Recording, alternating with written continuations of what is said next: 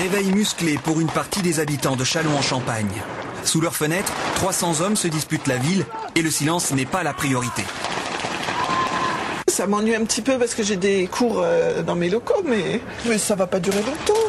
En fait, l'exercice va durer 2 jours avec des moyens exceptionnels. Pour la première fois, l'armée laisse débouler ses chars lourds en centre-ville. Les AMX-30 placés en embuscade qui campent les méchants. Et surtout, les Leclerc, les gentils, chargés de reconquérir une ambassade envahie.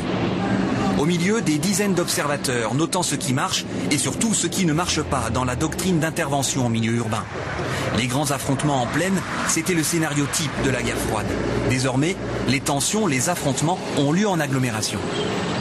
On va essayer de s'emparer de ces centres de pouvoir, mais sans détruire les localités comme ça a pu se faire, notamment lors de la Deuxième Guerre mondiale, où là on rasait totalement les villes.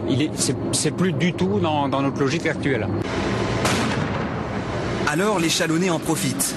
Ils sont en famille, par centaines, aux premières loges pour les tirs fictifs.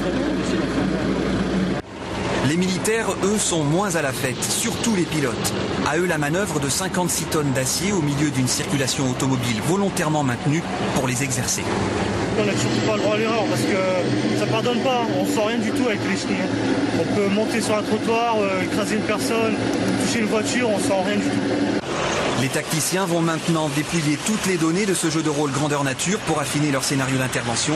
Il s'appliquera à toutes les unités de l'armée de terre.